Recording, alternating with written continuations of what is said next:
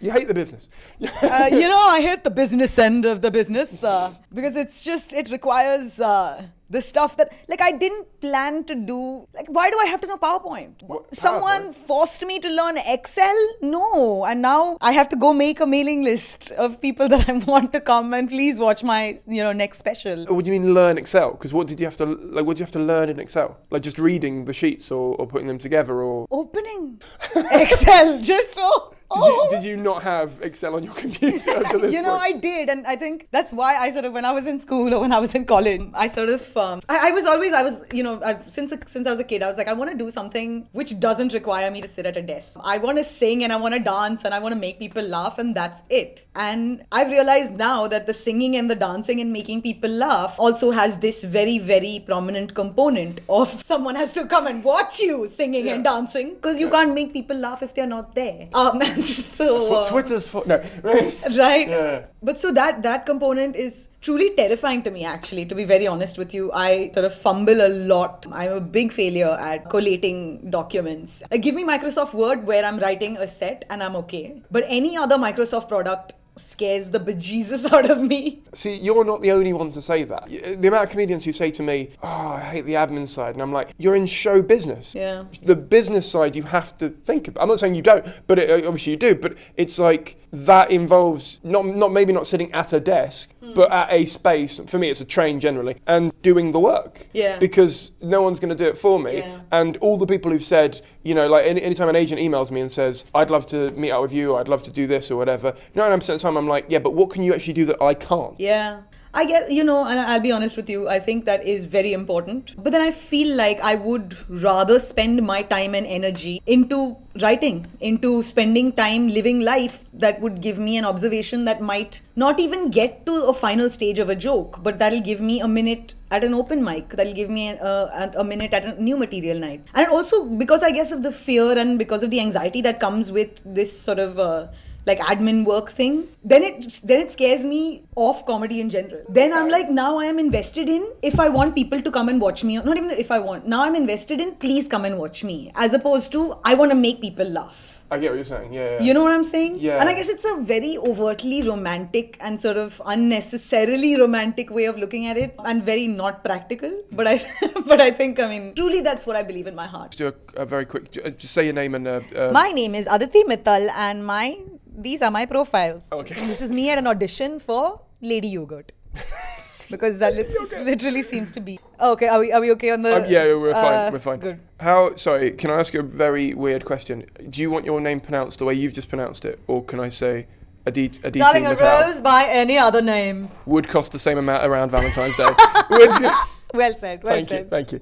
Right, no, because I don't want to get it wrong and you know what I mean? That's fine. Because that would be the worst. I called myself Aditi Mittal while announcing myself on a show recently. So okay, I was like, so I can call you anything. Just I'll go be for like, gold. that woman, she's on after what we've just talked about.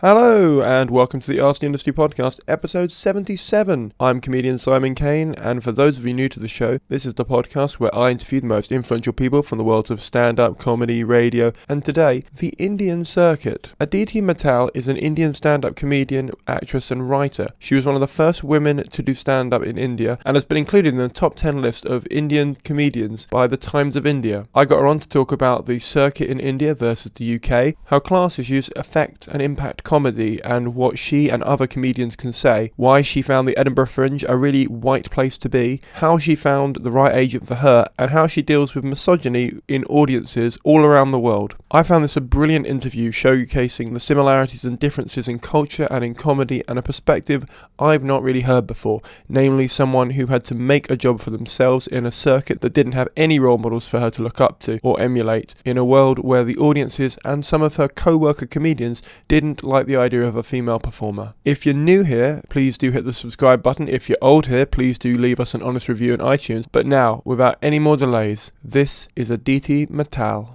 I think the reason I started doing comedy was because, one, I don't know how to do anything else. And two, I think I just sort of hung around long enough. I think I just went to mic after mic without any shame. Everyone sort of seems to recall this right now. Everyone, like, I've come to England and sort of now everyone's like, oh, look, Aditi, she got a show with BBC. Wow, how great. Remember how earlier she used to do so badly? And I'm thinking to myself, dude, I don't remember doing that badly. But apparently I was doing so badly. But I just kept going up on stage. I think it was just a question of the fact that I had no shame. I really, really wanted to make people laugh, which is why I hung around long enough. And to be honest, when I started, I was not told that I was supposed to be like that. A woman doing comedy was supposed to be like, wow, a monkey wrote Shakespeare. Like, I didn't know it was supposed to be that unique and amazing, which is why I kind of just went around doing it like everyone else. And finally, actually, when I started getting some, attention from outside and people started writing and stuff like that, and I was like, oh, they're like, so you are a woman in comedy, and so tell us about that. And I was like, I like to make people laugh. Like, I had nothing else to offer except that.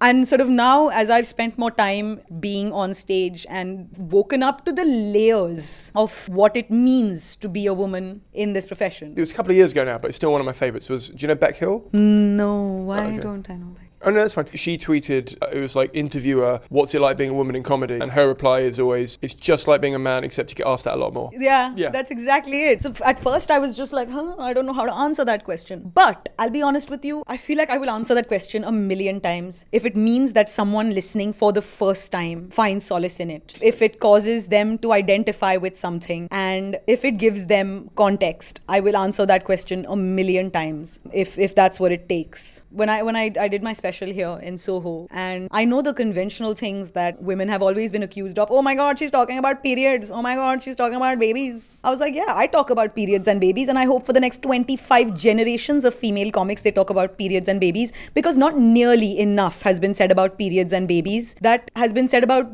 dicks and blowjobs. I mean, I think this is an equal part of the narrative. I'm 50% of the world's population. Why shouldn't I talk about periods and babies? And why should you act like you have no context on periods and babies? What's wrong with periods and babies? It's like if I were to say, white middle class men only talk about their dead dads and ex-girlfriends. Yeah. If that's what they want to talk about. Again, it's what we were talking about before we started recording. You should have the right to say, especially in comedy, you should have the right to say whatever you want to say. Yeah. Even if I don't agree with it, or I don't think it's funny, or... Agreed, 100. And you know what? Here's the thing. I think the best way to express or register your dislike for something is not be there, is stop listening. Yeah. And I don't know why people act like it's being shoved down their throats, that they're like, oh my god, she just... No, dude, you could next time don't go for a show. It's not about sort of like, now I guess because we also live in a time and age where you can register discontent, and that's a very, very good thing necessarily. But I don't think that this maybe I'm just going off now. I don't think that this necessary sort of stereotyping, as it were, should deter people. I mean, honestly, I really don't think there has been said enough about periods and babies and dead dads. I don't think there has. Say it. Keep talking about these things. And silence is our greatest enemy. Silence is the reason why people sort of don't know what you're talking about or aren't sensitive enough to understand what you're talking about. And so just talk. Keep telling your story, and I think it will just make us a more aware, more sensitive and more intelligent world. Now I've gone into official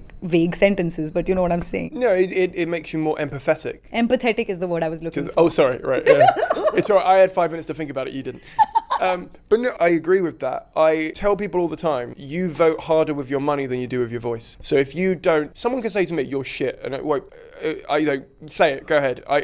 Every audience I do, 10% of people don't like me. I'm fine with that. Just on a statistic numbers basis. Even my own show. You can't 100% have people think you're amazing. That's just mathematically impossible. I did my DVD record, and people brought their partners and all that kind of stuff, and I could still see the 10% in the room that just were like, why did you bring me to this crap? And I'm like, you know what? I don't care that thank you for you're here. That's fine, right? I would say to them, just don't come back. There's enough people, go see you. It sounds like you talk about something completely different to me. Yeah, and you know what? I think that way as a comic, I am overtly aware of the fact that we have a paying audience. I think that is my biggest driver, is when someone has paid money to come and see you, they've bought someone they love. And so your job at that exact given point in time is to roll up your sleeve and make sure you make people laugh. It is literally what you are getting paid for. But mathematically, it is impossible that everyone will walk out being like, amazing, what a great time. There will be 10 people who will be like, this was a complete waste. And there's very little you can do about it. Yeah, it's one of the only jobs in the world you can't finish or fully achieve. Yeah. When I read that and it said you were one of the first women to do comedy in India, is that because you've done both? So when you think of stand-up over here, is it performed the same way? Is there like a cultural difference over there that means that it's called comedy instead of stand-up? What's the... So, I think the rhythm of comedy is universal. That is what is actually most exciting to me me is that if you're genuinely funny, you could be doing it in a different language and someone will still find you funny. I've seen shows. I saw a comic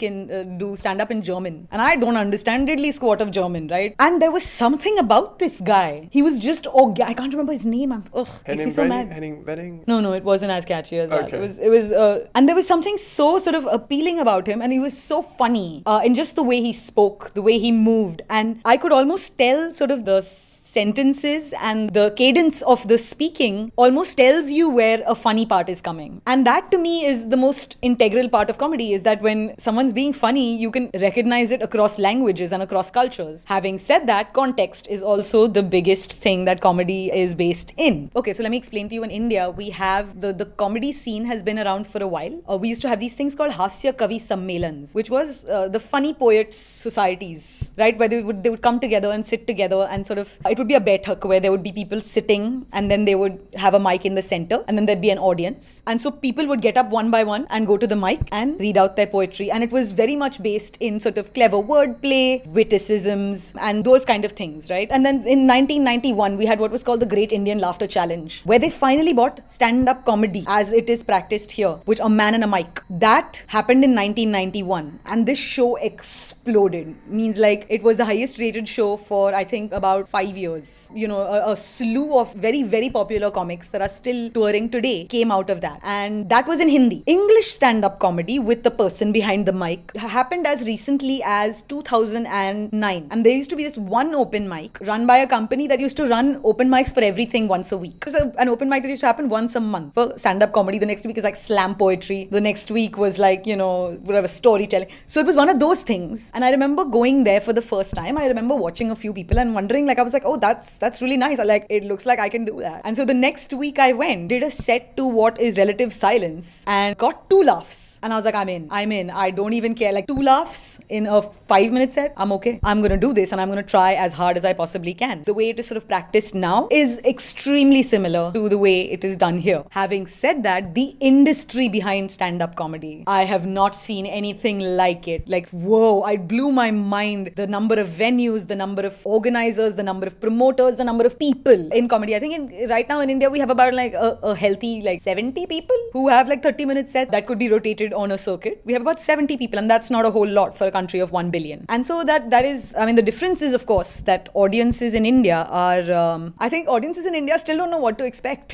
when they come for a show. They're like, oh, what's it gonna be? Like, and there's that whole thing of like, you sit in the front row and someone's gonna call you a virgin and someone's gonna say your dick is tiny, and you know, that kind of thing still happens a lot. But audiences in India still don't know what to expect. I think here, audiences are also more seasoned. Like, they'll even know, again, according to the cadence of what a comic is saying, they'll be able to laugh, like provide you with a laugh. And I think that's the major difference, just the age of the audiences right now. Why was the language changed in 2009? What was the reason why it became in English? It was just different people. Okay. I mean, so for example, I would not survive in the 1991 space. In that Great Indian Laughter Challenge, I would not be a part of it, because I think, I mean, I'm doing the exact opposite of what those comics were doing, which is, you know, sort of like poking fun at, I mean, even now the sort of mainstream comedy in India is mostly very sexist and very ageist. And I don't have that in me. I don't think, like, I think I'm too, I find that so boring and I find that so cliched and I wouldn't do it. And so that is not an industry that I would find space in. This one, the new one, and the way this has happened is that it's also been mostly kids from middle class or upper middle class backgrounds who are speaking in English to an audience that understands English. That has been, I think, a very unspoken to segment. Not too many people have had, you know, comedy happen in that. And that is why today Indian English comedy is accused of being classist, is accused of being sort of like, oh, y'all do it in English, so y'all think y'all are too smart, which is,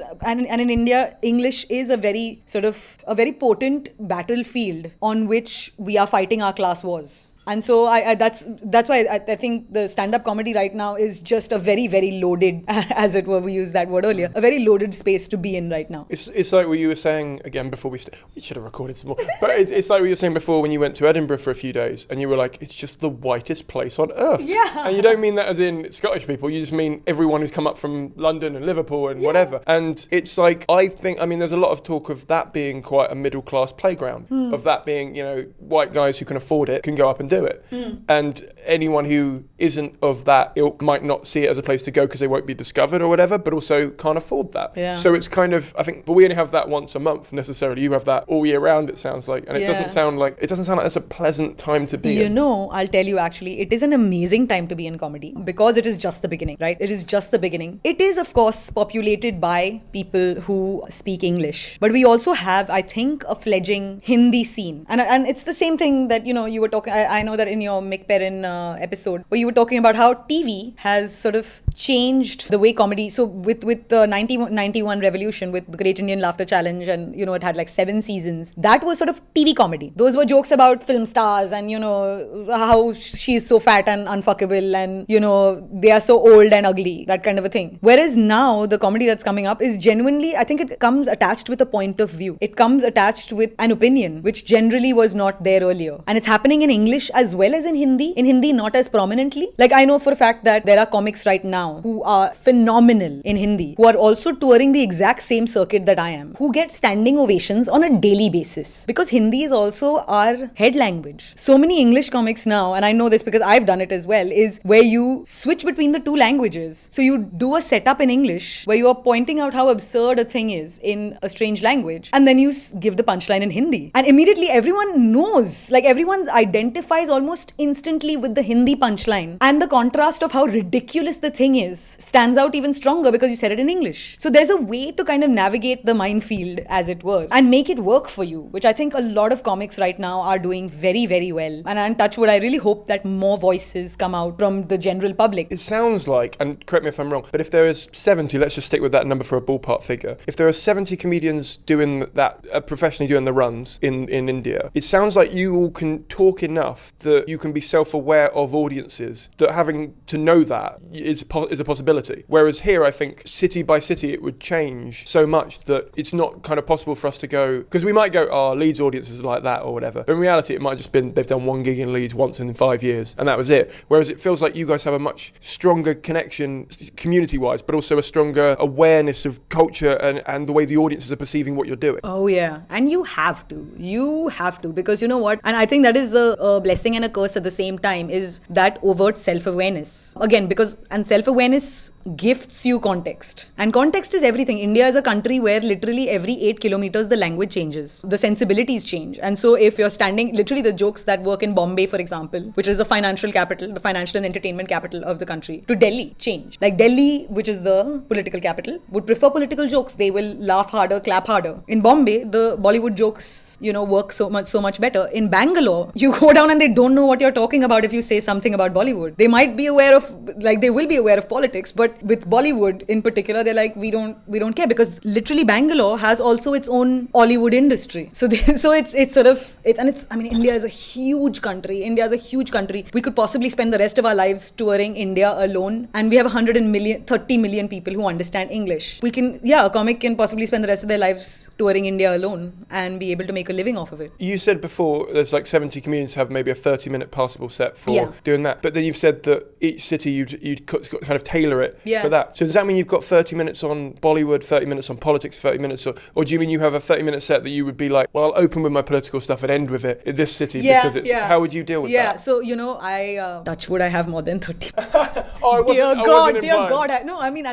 I am relieved. I am very, very sort of grateful to have more than 30 minutes because I've had more than, I guess, 5 years of stage time now. That's a headline spot, because here we do 20 minutes for a headline, so I'm assuming that 30 minutes 30 is the headline. Okay. 30 is the headline. Just for context, Yeah, and so I think it's a general universal 30, right? And then you sort of tailor make it where, okay, if I have this Hindi punchline here, I won't use it when I'm in Bangalore. I will either say it in English and see if it has the same impact, or I will find something to substitute it with. And so I think there are 70 or 70, I think is the outer number, of people who have 30 minutes that could sort of work across clubs in all 4 metropolitan cities. Right. When you say 70, what's the gender split in that? There's about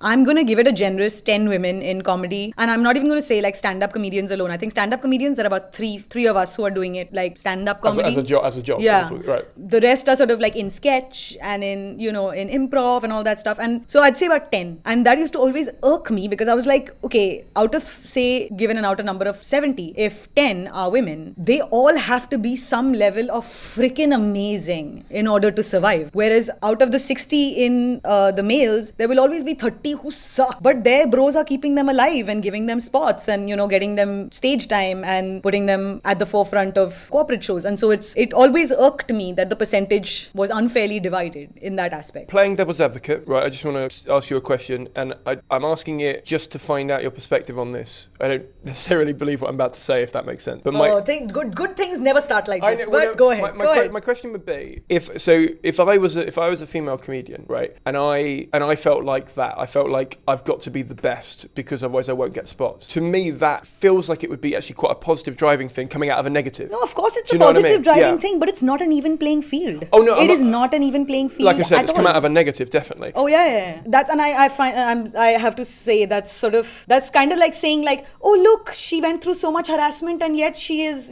founded a school for disabled people. No, that's not it. That's really not it. That's not the point of it at all. The point of it is that the playing field is not even, and it really sort of also scares me actually, the fact that so much of this industry is not really merit based. It's all sort of relationship based. It's all based on sort of how well you know that guy and how well that guy likes you, and I find that very unfair. I find that very unfair when the ultimate judge has to be the audience. Are you talking about India now or England or both? Just comedy in general. Okay. I find like I've only come, and because I'll tell you the truth also, I entered comedy at a very, very fortunate time. Like I think I was at the right place at the right time, and I managed to kind of hold on to it. Because at that point in time, it really was that there were so few comics that they just needed people to fill up time, right? And I had the minutes, and so they put me on.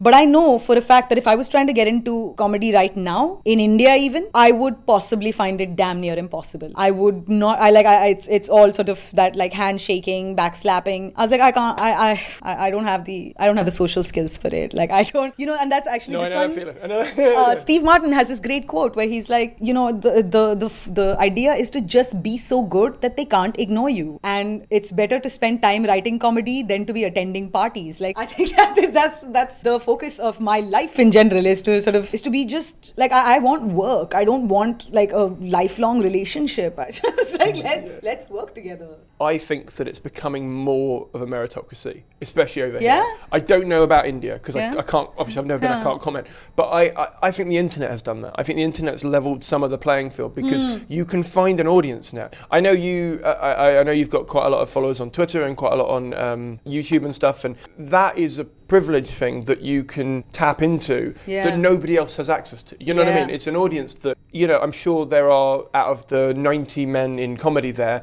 maybe 60 of them don't have. Do you know? I don't know. I mean, I'm plucking numbers out of the air, but if I went with the statistics over here, there's a lot of comedians over here who would love to have an audience but just haven't nurtured it and grown it in the same way that you seem to have done. We also realize I have the general advantage of numbers, is that like the number of people that speak English in India is just higher than the population here. So it's true. Yeah. So I mean, in terms of relativity, like I think, touch wood, thank God that there are these many people listening. You also speak both languages, right? Yes. So you have a double advantage in the sense that there's 1 billion people in India. There's probably more now, but there's 1.3 actually. Yeah, there's a few more than been born, right? It's that statistic. But there's 1.3 there. There's, I don't even know in England, but there's not 1 billion. Let's put it that way, a lot less. So yeah, but you could say that all you want, but you're limited to the rooms you're playing in terms of numbers you're going to be seen by. Yeah. And online, that obviously doesn't happen because it's as many people who can just find you. Yeah. So it's a case of there, if the content's good, that's a reflection on what your sort of following is. I don't want to say numbers because that's obviously a vanity figure more than anything, but it's indicative of you and the fact that you're putting out quality and working hard on it. That it might not seem like a meritocracy in real life, but online it feels like it is. Yeah, it's equalizing people. Though, having said that, I'm amazed at the quality of... Actually, may I say this? Because I might as well. This is a comedy podcast. I feel like translating stand-up to video, like a live stand-up performance to video, is a craft in itself. Oh God, yeah. And from the kind of rooms we have and the kind of work we've been doing, I mean, again, we don't even have those many rooms as that much of a constancy that we would be able to like nail down a room and then work different angles at making a video. And that's why every time you sort of film a video, it's an exercise in film making. Literally is, okay, how many cameras? Okay, 3 cameras set up, 1 camera set up. Okay, where does it cut now? Wait, should it punch in at the punchline? Should it punch out? Is this a funny bit where where I'm moving my body? So let's give it a full, like those intricacies are sort of like, it requires an education in itself. And I think, I mean, that's what we're doing right now. All of us are just like rabidly watching, stand-up specials and videos cut up of other comics just to kind of see how it works. I think as long as you're putting effort in and it's clear that there has been a thought process behind what you've done, it's a case of you don't necessarily have to follow a format, because if there's too many specials that are similarly shot, I get really bored with it. So like Bill Burr's recent one we did in black and white, I really like the idea of that because I've not seen that done before. Do you know what I mean? And it is only one change and it kind of added to it, or kind of removed from some jokes, but it was one of those things where you were like, I am aware that I'm watching this at home, because when I watch it on Netflix, I'm on my laptop, I'm really close to the screen, so I could, if I got really into it, deceive myself to be like, I'm not in the room, but I'm in the room. You know what I mean? But when you're watching it in black and white, you're sort of like, I'm not colorblind, I can, you know what I mean? I know that I'm watching a special wherever I'm watching it. So yeah, I know what you mean. And you talk about the fact that it's sort of, if he likes you, or if backhanded, shake hands, and that didn't make any sense, but you get the sentence I was trying to come out with that. Would you say that misogyny is greater here or there, or is it a boys, quote unquote, boys club? I mean, of course it is. Of course it is. And I mean, there is, of course, among the women also, there is the constant sort of the crab mentality, right? Where you are sort of given the impression that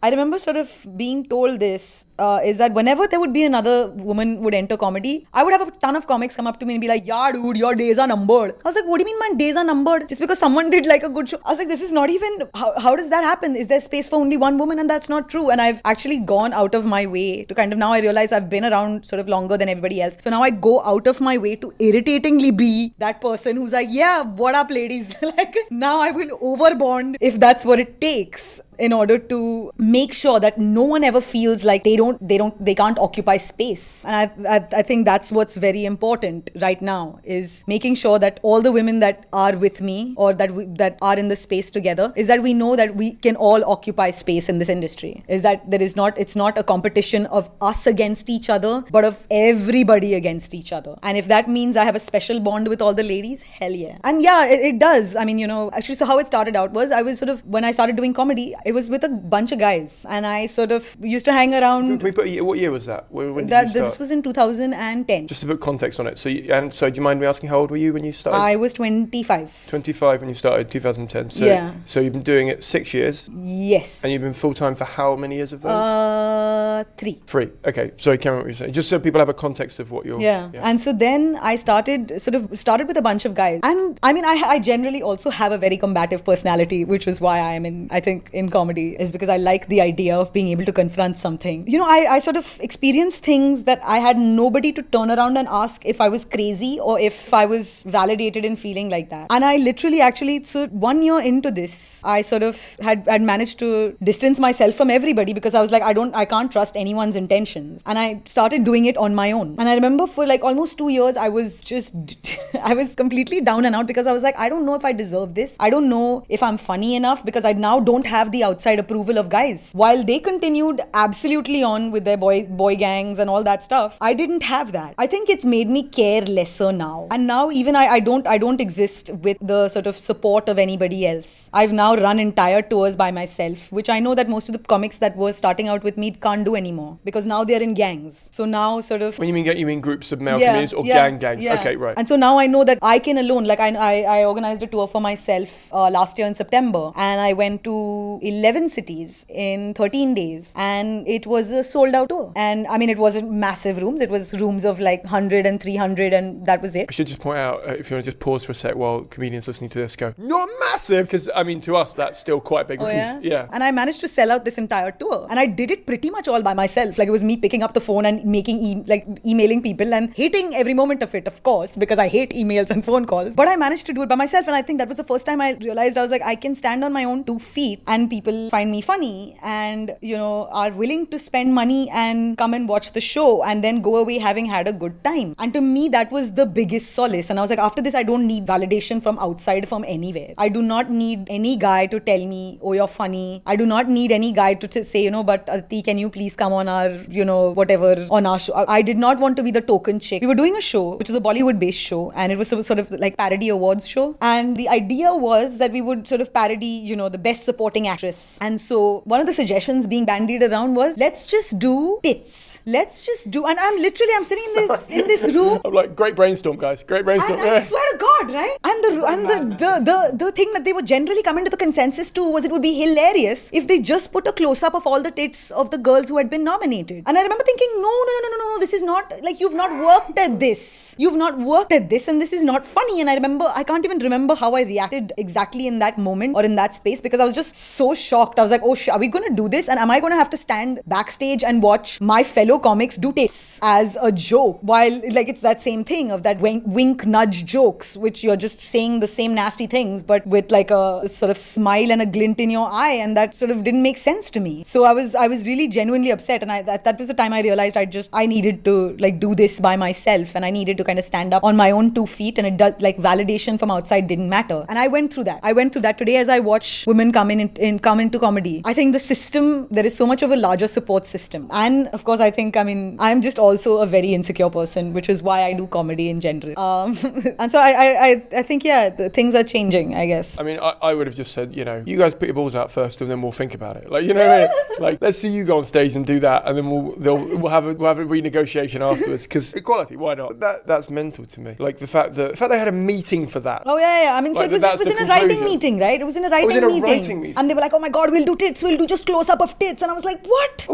Also, tits out of context are not funny. Do you know what I mean? No, but the idea was it's so funny, right? Because supporting, and so because most Indian... Oh my God. And most Indian actresses... I didn't even get that. And most Indian actresses are merely set pieces. So the supporting actress would just be a pair of tits to literally a set piece. And so how hilarious with that? Do you know what drives me mad in comedy in general? Is people that say it's just a joke, right? Because that should not be your defense. It should be, first of all, it should be implicit in the joke that it's a joke, so you shouldn't have to say it. And second of all, the people that say, oh, I'll just say it and apologize later if I have to. And it's like, do you know that whole get permission later rather than consent, that kind of thing? And you're like, well, then you shouldn't be saying it, because you obviously, again, it's not a joke. Especially if you were saying I'll get permission later, which means that there was permission required to say the damn thing. And that is also one constant, this thing that we are, like, we've had a couple of things happen where our law enforcement services have taken notice of what is happening in stand-up comedy. And now there's this constant battlefield of freedom of expression, and you are allowed to make a joke. And I'm all for freedom of expression. I am all for being able to make a joke, right? But that cannot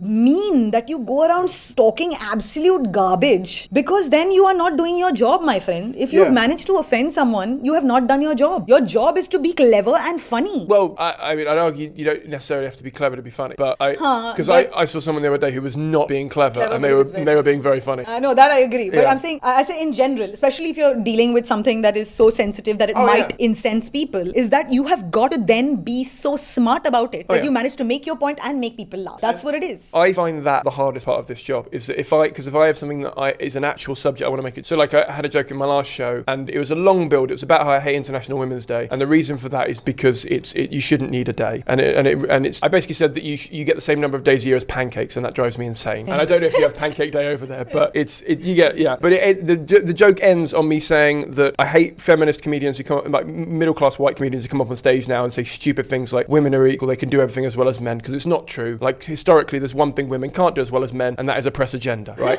Yeah, that's right? funny. Exactly right. But I had a woman come up to me in Brighton when I was doing previews, and she said, like, do you know, I found that quite offensive as a joke. And I was like, but wait, I'm saying you're really good at not being shit. Why is that like, where is that offense? And it was one of those things that I was not going to apologise for, because I felt like I was so on the right side of that. Yeah. And she didn't back it up. Like, if she'd backed it up and said, this is why that's offensive, I might have apologised. But I don't feel like you should have an apology into a joke, because then you shouldn't be saying it. Yeah. I think that's exactly it. And I really do believe why I love this job so incredibly much, is because it, beyond 20 minutes, actually, who you really are starts showing on stage. What you really believe starts showing on stage. It's literally like your sleeve slips off and your bra strap is showing, my friend. And you know what? You gotta, like, you know what? You know me so well.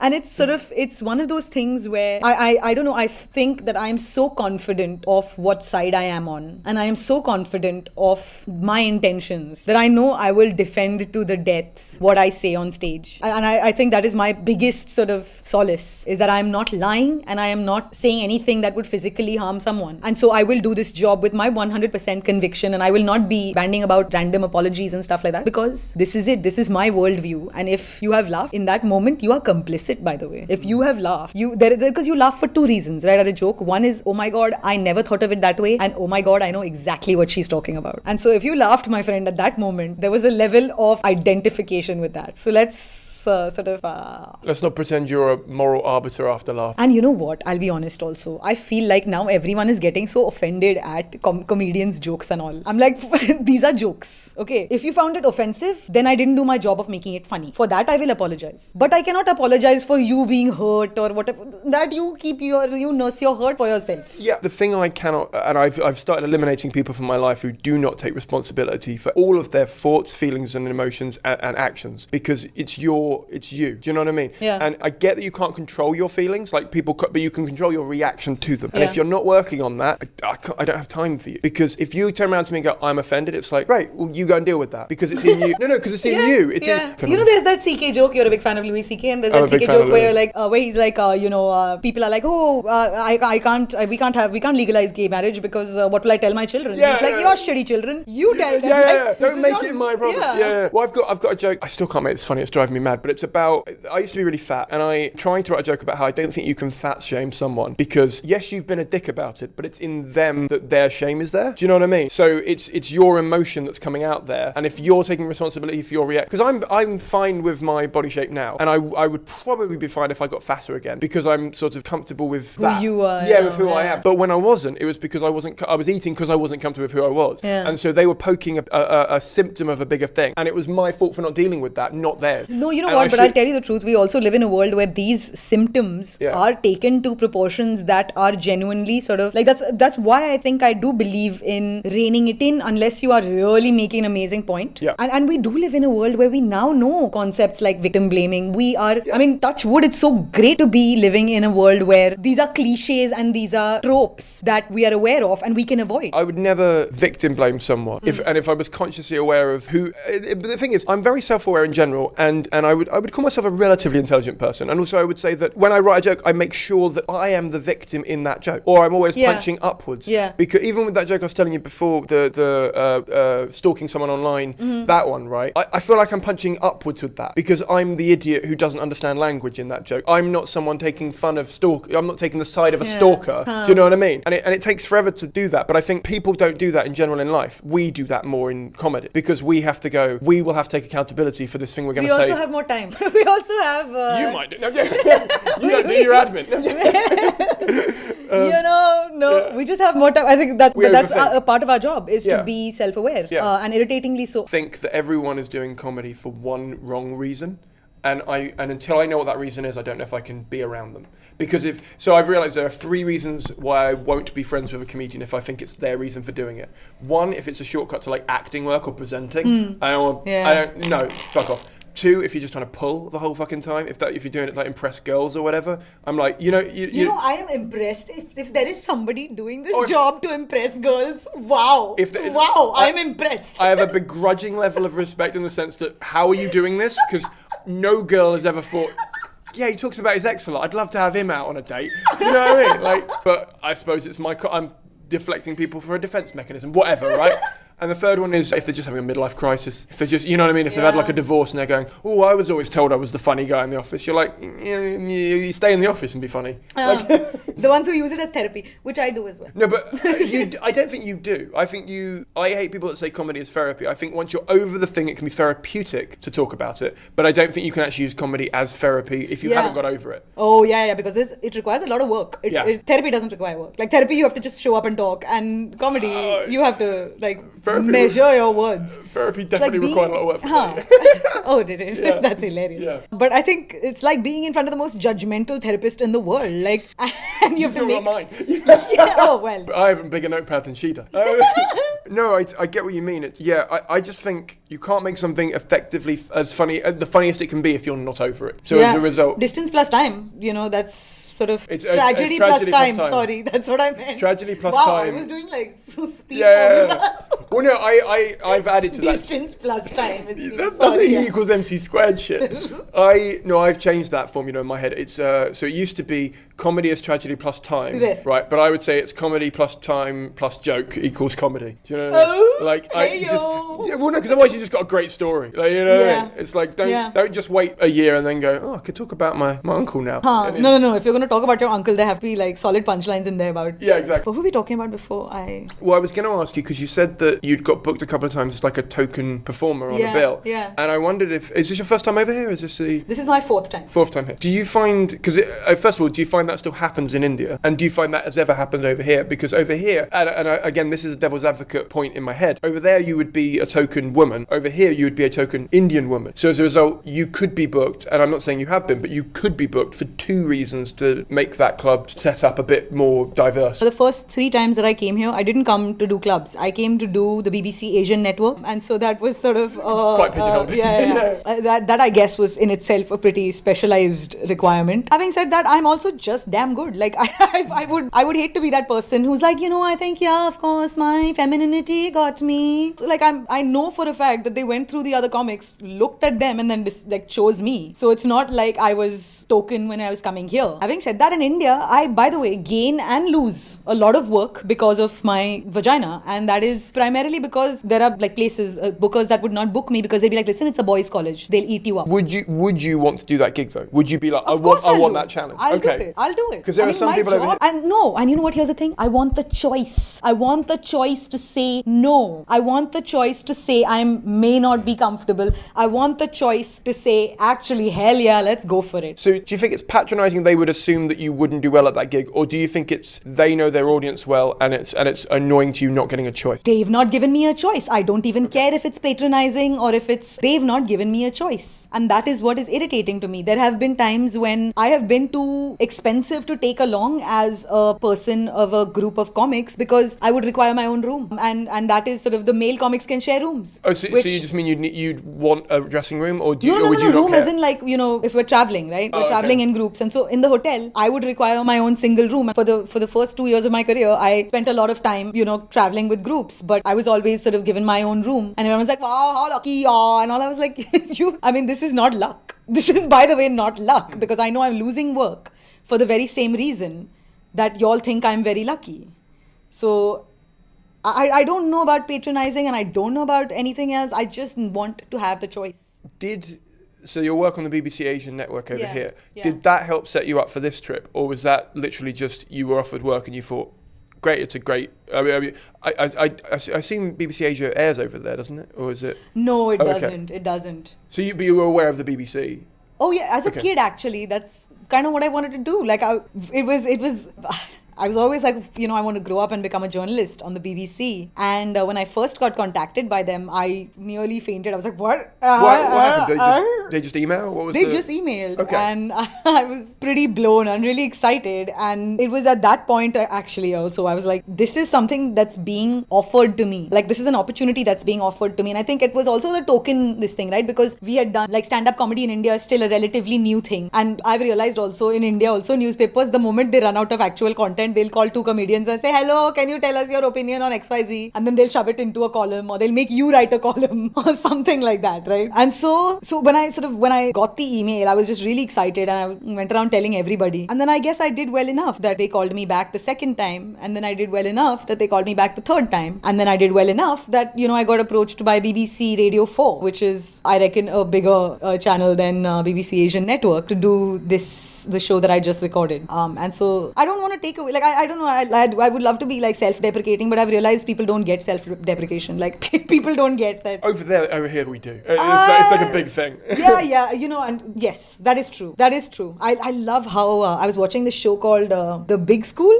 It's a BBC show, and it was so funny, but I enjoy how much the English call out sort of that saccharine fake. I just love that. I love watching somebody like take down like Stuart Lee is my favorite. I love watching Stuart Lee dedicate like 4 minutes of his special to hating on Michael McIntyre. I'm like, this is so funny. What a waste of your time, Stuart Lee. But this is so funny. Yeah.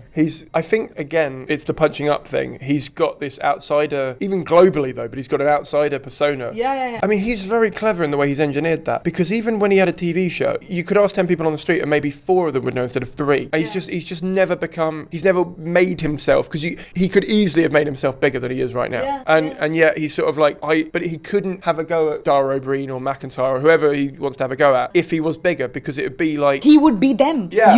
And so this is also one thing, right? In India, what I noticed was, I think I literally am one of the very few people that still stayed a stand-up comedian from the time that we started 5 years ago, because I just didn't become a celebrity. At no point in time was I at a YouTube fan fest where someone was screaming my name, because I also wouldn't know what to say. I would just collapse into a puddle and be like, this is so embarrassing. The problem with comedians in India, at least my generation of comics in India, was that they became celebrities. And as a comic, you cannot be the celebrity. You have to be at the back of the class, pointing at the celebrity and showing everyone else how funny that celebrity is. You can't be the celebrity, you can't be the celebrity, because otherwise you sort of are instantly too high in the power structure to be able to kind of comment on anything else. And that I think is one, I'm overtly insistent. That's actually, which is why when I was being managed by an MCN and they said you should go for YouTube Fan Fest, it'll be amazing, and your fans want to meet you, and I was like, are you kidding me? This is so embarrassing. Like, I wouldn't know what to say. I really wouldn't know what to say. That's really not who I am. Like, I'm not like, I'll go there with like thousands of screaming people and I'll be like, yeah, swag, what up? Like, I don't want you hanging on to my every word if I've not written it carefully, if I've not curated it to the best of my skills and knowledge and ability and time availability. I do not sort of identify with the celebrity culture. Because and you know what, I'll be honest,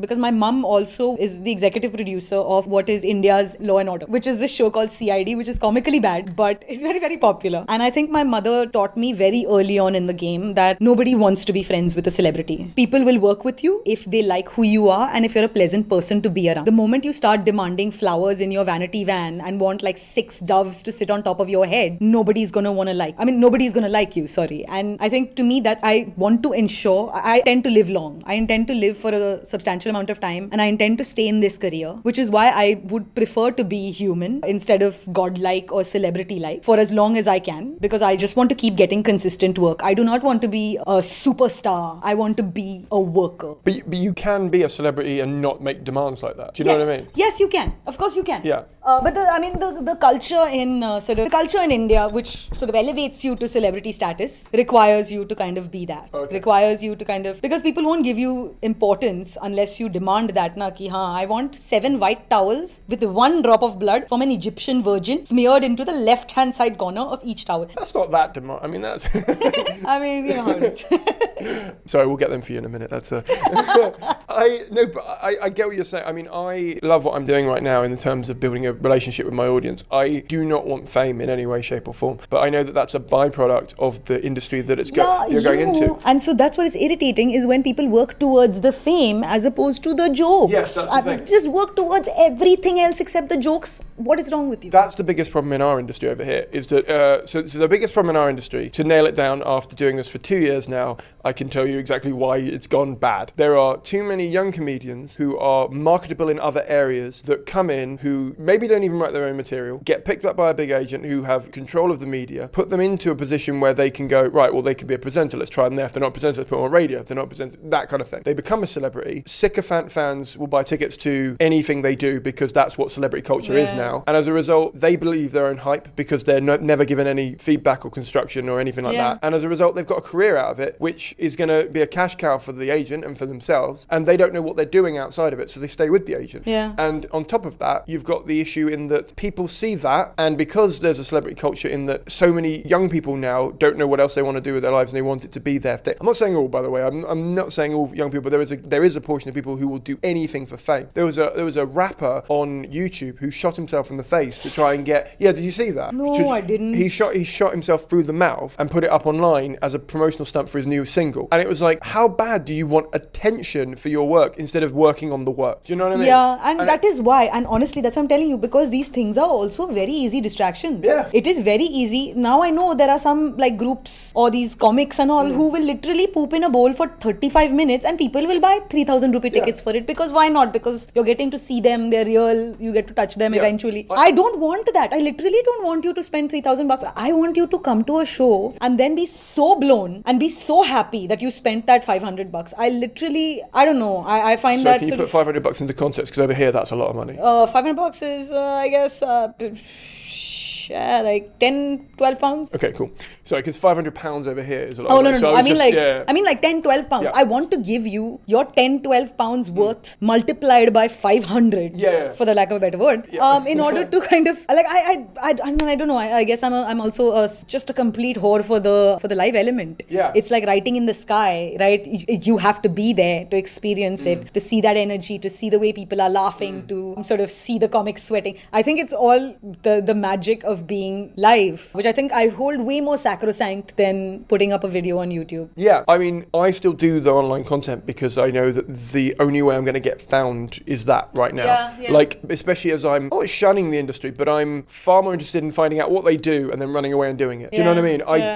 I don't want to be a part of the cog machine that already exists over here. Yeah. Like you said, the celebrity culture cog machine, or the skipping steps machine just for quick bucks. You know, and I'll tell you, and that's sorry, go on. No, that's it. Because, and I'll tell you the truth, man, because you're never going to be, then people are going to get bored of you. People are going to get bored of you. Yeah, but there's always someone new they can market it to. That's the problem, is that they can say they won this award, they sold out this thing. Oh, and that's then new success people breeds success concept, right? Yeah, that's the thing. It's an endless spiral, and if they push you hard enough at the start, they've already got the momentum that it's not a problem. Though frankly, again, I've also realized, okay. Like, I mean, I don't sort of resent anybody's success, and I think good for them if they've figured it out by putting out some mediocre stuff and, charging people to touch them or to take a photograph with them or whatever. Great for them. I don't know if I want to do that. I think too low of myself and simultaneously too highly of myself to be able to do that. All I want is to be well known enough that my constructive feedback is taken like as a serious point of criticism and not jealousy. Do you know what I mean? Like, because when you say to someone, like if I said to someone, oh yeah, I can't believe you're on this cycle of becoming that kind of thing, you can easily look like the jaded little comedian who's not doing that if you're not well known enough. I just want to get to a stage where they have to take it as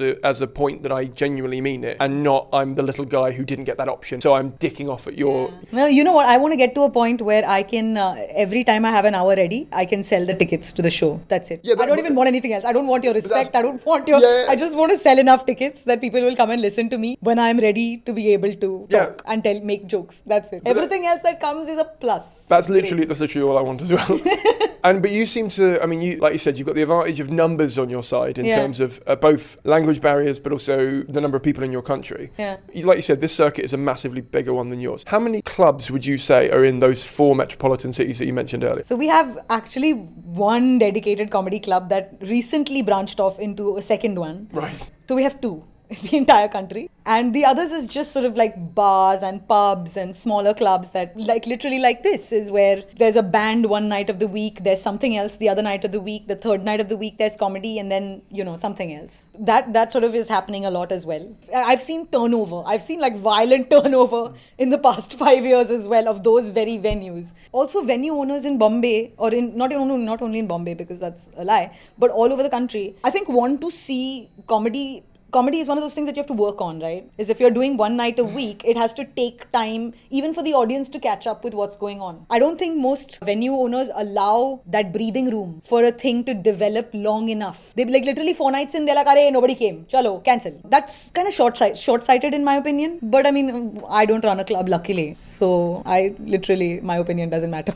Oh, no, it does actually, because what I've realised recently is clubs can't exist without comedians. We can exist without clubs. That's true, yeah. Do you know what I mean? I could could book this room, we're at the camp, I mean, I couldn't, they've got dedication over it, but I could book a room and put on a gig. Yeah. And yes, I wouldn't be as good at promoting it, but like we said before, my take on it is I want to do things right first time so I don't have to do them again. So the whole email thing, so the whole emailing thing for me, the mailing list is I'm more than happy to ask for an email address now so that I don't have to make effort as much later down the line. So if I do that long enough, I don't need a club. I'd still love to do clubs. I'm really happy to do them and I love doing clubs. But like your opinion does matter because, like I said, they can't exist without you. So you can't discount your voice in that conversation for definite. I mean, again, I don't know. It's that very thing where you can't sort of then start thinking that your shit don't stank. No. But you have a voice in it. Yeah, I guess. Yeah. Okay. And so, given the way that circuit is constructed, how did you find building an audience? Like, how was that as a process for you? I've done my special that for 6 people once. I did in a 300-seater. I did my special for 6 people, and I'll tell you this. Okay, so let me give you context, right? So I was ready with my special in the end of 2014. That was your first hour, yeah? Yes. Okay. That was my first hour, and I was ready with it at the end of 2014. And I said, so I went to the club that was it was called Canvas Laugh Factory at that point. So I went to them and I said, listen, can you please give me dates? So can I ask, based on that, just so again for context for people, is it an English-speaking special and it was an English-speaking club? Yes. Okay. It was one of the English-speaking. Yeah. It was the English-speaking club. So I went to them. I said, can you give me dates? And they said, of course. And they gave me dates. And I was given 1 date a month. And I was given dates for 3 months. So I was given 3 dates. And I was like, yeah, I'm really excited. And I sort of started pushing it on Twitter and Facebook and all these things, right? How big was your social following at that point? I had an account. I don't know. Okay, I guess like 21,000 people. That's quite a lot, but yes, okay. But again, it's a numbers game, right? And so, but the thing is, again, how many of those translate to people coming to watch you? So I remember the second date that I was doing for that show, the show before mine, and so there was an 8:30 show and there was a 10:30 show. The show before mine was this show with incredibly super popular comic and another incredibly super popular comic. There were 2 of them on this show and the house was packed, okay, and everyone was laughing and it was great. And then my show was after that, and then the management came and they were like, Aditi, we've sold 6 tickets. And I was like, okay, let's do the show for 6 people. And so before the end of the the 8:30 show, I asked the comic, I said, can you possibly just announce if people want to stay back for free, they can stay back for free, because I'd rather have, say, 4 more people just to kind of have life in the room. And so this guy's like, and he was very, very generous, and he said, yeah, of course. And so he went and announced, at the end of his show, he said, okay guys, after this is Aditi Mittal's things they won't let me say, and if you want to stay back, please, it's compliments of the venue, etc, etc, etc. I guess about 22 people ended up at the show, and I did the show, and it went as a show with 22 people in a 300-seater would go. I was having a blast. I was like, I had people, I wanted to entertain them, so I was like, kar lo yaar, just do it. So now I've done it, and then I go back, and then on Facebook, one of the people that had been at both the shows put up a message on Facebook saying, we came for show X, that we came for the 8:30 show, and we were so deeply disappointed that we decided to stay back for the 10:30 just to make up for the money we spent, because we were like, we want to extract value out of this. And they're like, we wish we had come for the 10:30 directly. And that, I think, is the only way that I've known, is just to work as hard as I possibly can. As Rihanna says. To quote Rihanna, is... Let's bring my homegirl into this. So just... I hate that song. Just work myself. I hate all Rihanna songs. Ella, A. I'm going to punch the umbrella. I'm going to punch the umbrella. So I think that's the only way I've known, is to just sort of keep working. And again, I think I've been very lucky in those aspects where people, even the tour that I did in September last year, I had people come up to me and just say stuff like, whatever you're doing, just keep at it. Don't ever stop. And that to me means an infinite more than, someone like handing me something gigantic on a platter, because that's the stuff that keeps me... I'll literally walk around with a backpack for the rest of my life if that's what it takes. I think I've dedicated my life to this. I think I'm a little married to comedy and the idea of wanting to make people laugh, even if it's in a room with 3 people or 22 people. That doesn't matter to me. So that tour, I assume you organised all that yourself? Yes, just entirely by myself. Have you carried that on, or now you got an agent now? Are you with... Yeah, I'm with management. I mean, again, one of those things that I was so apprehensive at first. I was like, oh my God, I don't want to be one of those people that's like packaged off and sold sold off into these like weird commercial things. Then I realized nobody even wants me for weird commercial things, which is great by me actually. But again, then the opportunities that come by are these kind, where you get invited to come and write a show for the BBC. Or do an award-winning podcast. Or do an award-winning podcast with Not Simon mine, not Caine. this one isn't award-winning, but I am sure you'll get invited to see them. Yeah. No, but that came out when you didn't have management, didn't it? Yeah, and actually no, I'll be honest with you, all the work has come without the management. Yeah. I think we were discussing this before we started recording, is how much I hate the emails and the following up. And because also, this is barely an industry in India, right? This is barely an industry and it's highly unregulated. So we have a ton of, like I know there are gigs that I did 4 and 3 and 2 years ago that I've not been paid for yet. And so you need someone there like making the calls and being like, where is the check? Send the money. Where is the check? Send the money. Where is the check? Send the money. And I think that is what, and that would take up, like, honestly, I don't want to wake up in the morning and then have to fight with someone to get money that I earned. Yeah. So, and I don't want to be too blunt about it. Well, no, why not? We're friends now. So that meeting with that agent, you were kind of like, I'm doing this all myself. I don't like emails. I don't like phone calls. I don't like chasing money. Will you just do that? Or was it more they were like, we want to sell, like you said, was it we want to not package you off, but we want to market you in this way? Or I mean, what was that meeting like? I think actually I'm really lucky because the person who I am being managed by right now is someone who is actually someone that I trust implicitly and I genuinely love as a person. And so when I went to them, I was performing at a Miss India. I was performing at a Miss India gig, right? So these are the beauty contests or whatever. Wow. So I was performing there and... Were you taking part in the thing or were you No, just... please, okay. Jeez, look at me. Okay, first of all, I do not know what the beauty standards are over in India. And second of all, I do not want to stereotype. So don't go there. Could be anything right now. So I was an act.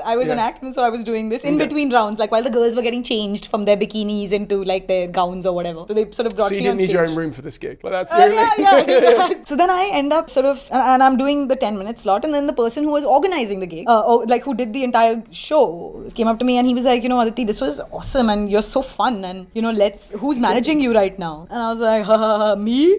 He's like, okay. And then I sort of had this, I literally had a hash out with him. I said, listen, I'm not comfortable with the idea of being packaged off and sold, and I'm very, very particular about the things that I am sort of, even corporate shows, right, in India, I've had those experiences where the organizer would call and say, send me a picture. We want specifically a female comedian, send me a picture. I'm like, what do you do with picture? I can understand if you're saying send me your joke, send me a video or whatever. And send me a picture, and then what dress are you wearing? And then it makes you realize that there is also that whole subculture of we want someone attractive to just come and be mostly eye candy. And I realize, I don't fall into the category of eye candy, and I really actually am vehemently opposed to that idea. And so I sort of told him everything. There are small things, like most a lot of these corporate gigs or whatever, they'll have an open bar, and then at open bars there would be the sort of the executives who would get very vocal and very drunk, and then because you're a woman and you're doing comedy and you're standing up there on stage and saying something funny, is that they would think that you are just a free-for-all and would treat you as such. And I've had gigs where some guy was just like trying to grab my hand and make me sit on his lap and stuff like that, and I told Neil everything. I told him, like, I was like, post 10 o'clock, if there is any place that has a show that is starting, whatever, if their function is starting at 7 and they have an open bar, I'm not going up on stage 3 hours after the bar has been open, because I know that there is a certain pack mentality that happens in these corporate shows with people just getting overconfident and wanting to paw everything that moves. And so I said stuff like this to Neil, and he was so understanding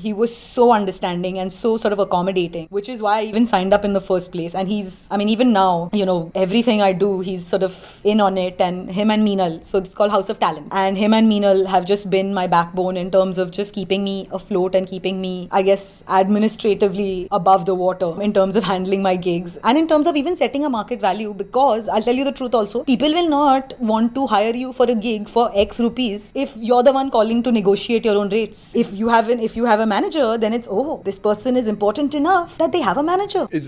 And again, I don't want to make everything gendered, because that's not like a thing I'm comfortable doing. But is that a gendered thing, or is that just every comedian over there? That's a celebrity culture thing. Okay. It's a celebrity culture thing where, you're supposed to be unavailable and sort of, so cool that you won't like have a direct conversation with anyone. And so that sort of... No, I wondered if it was maybe a class or a caste or some sort of system where it's like a woman ringing up saying I'm worth this. It could... You know how bad, like couldn't, first of all, because I'm also middle class and I'm also a woman. Those two things used to make me most uncomfortable. I would say no to gigs outright because I used to almost feel embarrassed to tell them my rate. How much I was charging also, I used to be like, no, I'll message you, I'll email you. Because I would not be able to say it on a phone call. And having someone there has really sort of changed the game entirely. Like now I have a book and a calendar and she takes care of it. Like Meenal takes care of it. You know, Neil is sort of aware of, he's like, you know, they'll be like, okay, Aditi would not be comfortable going into this environment. So from our end, just say sorry, she will not be able to make it. And that kind of thing, it's bad cop, good cop, right? And so if someone is there playing bad cop for you, it's just much easier, and I like being good cop a lot. Yeah, that makes sense. And it sounds like a very healthy relationship you have with that agent. Yeah. And is it Mick, it represents you over here then, or is it a case of they represent? You know, I'm having a meeting with Natalie on Monday, so I'll know then. I was just wondering how it worked when you come over here, because have they arranged this trip then essentially? No. This one was done by BBC, and my producer Ed Morrish, he contacted me a year ago to do something called the Now Show. He was doing a pilot for them, and he called me and he said, would you like to perform? And I said, yeah. And so I did this performance over Skype, and since then, you know, we kept in touch. I love Ed because I'm so blown by this guy. His previous show was a comic who was talking about his son that he adopted, who is autistic, and Ed is telling me this like 3 days ago. He's like, yo, so I'll be honest, I've had to be that guy who is sitting there with 3 comics who are like talking about their personal tragedies on stage, and I've had to be that guy who's like, yeah, that's really sad, but where's the joke? I was like, oh my god, yeah, that's and like I've sort of realized the value of, actually I've seen the function of a producer for the first time in my life, because before that, sort of comedy also is one of the very purest art forms, is where you write, direct, and then execute all by yourself, and to have someone there as a second voice or a second set of eyes looking at you from the outside, I did not realize it could sort of make things so awesome. Yeah. And if we were to look at pre-agent and now, what if you had like a pie chart of how split your time and how that translated into you being a full-time, because a lot of people define being full-time differently, because some people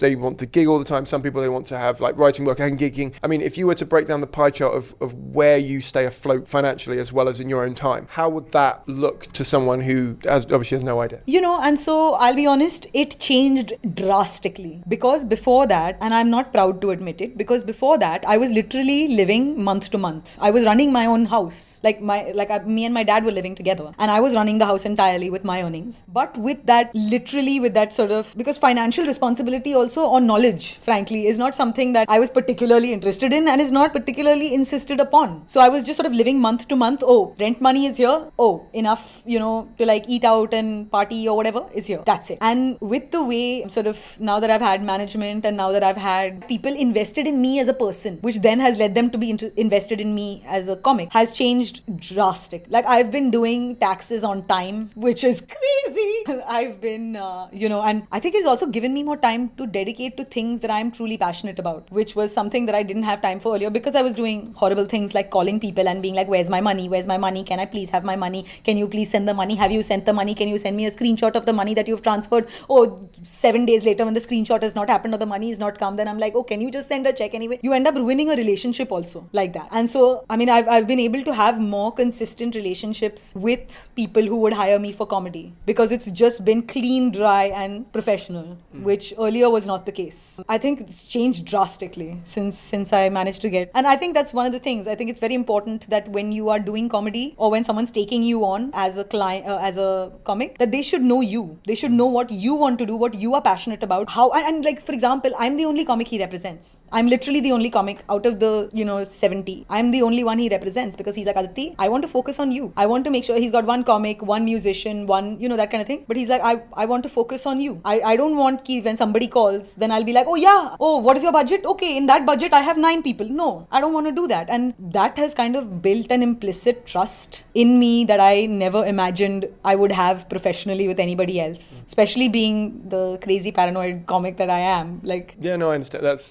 I was thinking about this the other day, whether, because I don't really want an agent right now. I'm kind of comfortable with what I do and I'm happy with it. Yeah. And I think it's a trust issue more than anything. Yeah. Like bringing someone, I've got a lot of trust issues anyway, but bringing someone into this business I'm building essentially, it would take they would have to show so much of a commitment to what I'm doing and I've not seen that yet. Yeah. So it's like, I'm all right. it's like, it's a little bit like, this is funny funny, right? I'm going to compare this to marriage, okay? Because I've not been married, I don't know. me neither. Okay. And but let's talk about it. Right, right. Let's be the expert. You know, for a very long time, my brother got married when he was 27, and one of the things he kept saying that he didn't want, and he was dating somebody for 10 years, so they were dating since they were 17, and he kept saying he didn't want to get married because he's like, I want to get my MBA, I want to make my first million, and I want to be amazing by the time I get married, right? And then, I mean, come on, you're 27, this is India, get the fuck married.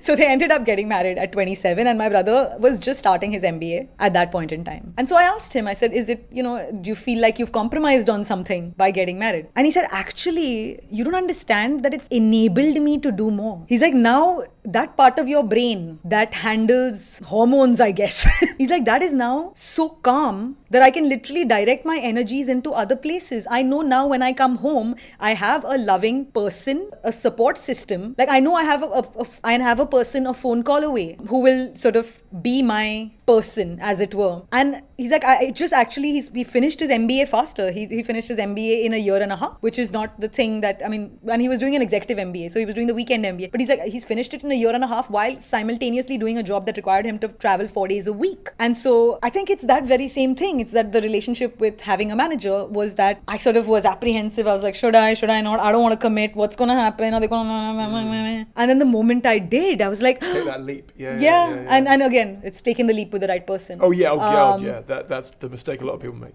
You know, it's sort of, it enables you to do so much more. Like I'm sitting, by the way, I'm sitting here in England. I know I have work to go back to on 21st. I am landing in India on 19th. On 21st is my first gig. I have 24th, I have already lined up. The dates are booked. The client has been informed of all the technical requirements. The show flows have come to me. Everything is done. I literally now have to go show up. And that is, I mean, I have to just be amazing on stage, and I'm doing my job of being amazing on stage. No, I spent a lot of my 20s, and I'm nearly 30 now, but I spent a lot of my 20s in that, like, wasting time on relationships and girls and the wrong people and all that kind of stuff, because I just needed to feel, first of all, I wanted to feel stuff, because you do when you're in your 20s, but also I wanted to feel mainly belonging, mainly a sense of social circle, because you lose that when you lose high school and when you lose uni and stuff. And I look back on it now, and I'm like, I say look back on it, I'm only 29, but you look back on it and you're sort of like, I've got to a stage where I've gone, you know what, if a relationship happens, it happens. If sex happens, it happens. And now that I've gone that to myself, and also instead of me going, well, I used to go, I'm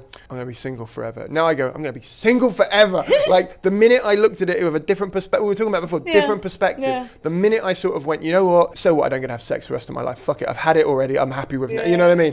Like the minute I let that go, I started putting energy into stuff that I actually wanted to do. And it's made my life better, because it's like, instead of me going with the social construct of, you got to find a marriage, you got to find a girlfriend, you got to find whatever, I just go, what do I actually want to do with my life? And I can imagine for him taking that pressure off was finding that base. And for me, it was not finding that base, but finding that base in myself. In yourself. Yeah. And I think a lot of comedians do that. That's what it is. It's and why this job is actually inherently lonely. I think, I mean, especially if you're on the road and stuff, I'm telling you, I was gone for 13 days that day. I've been now away from home since the 5th of August, and I'm not going back till the 17th of September. And so I know I've been away from home, and I'm here all by myself. Like I'm walking around London I'm spending a lot of time alone, just taking myself to shows and, going and taking myself to a fancy dinner once in a while when I feel like I've done a good job. And if you can't find it here, then you're going to lead She's pointing to her chest, by the way. Sorry. If you can't Audio find medium.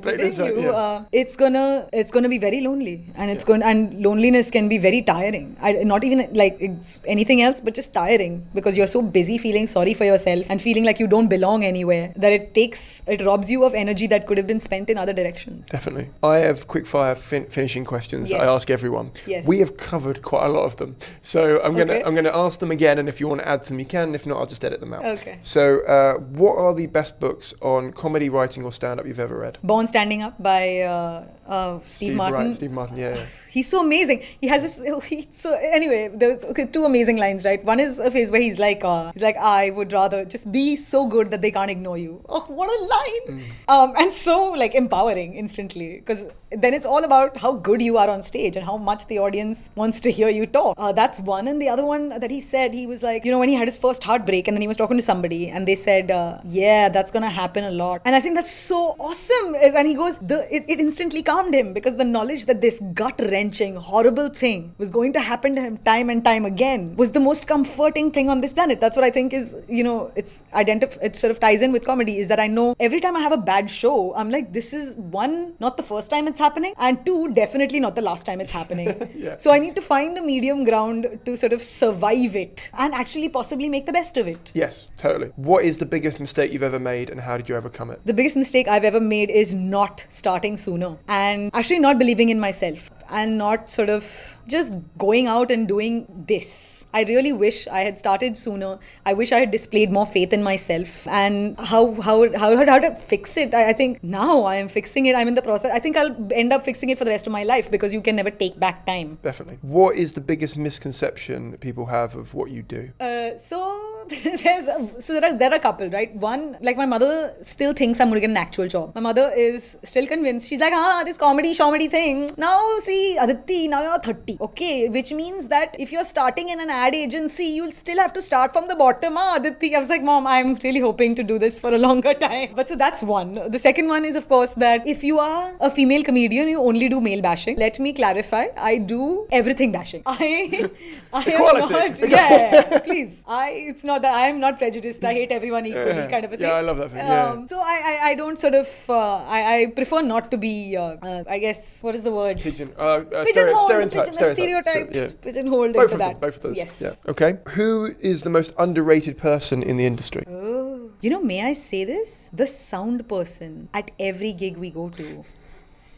Oh my God, I can't begin to tell you. Like, I feel a special relationship with the sound people and with the people in the bathroom. Like, if there's ever a venue that has, someone standing there and giving you, like, napkins or whatever. They make me feel really uncomfortable. I agree with you on the sound guy.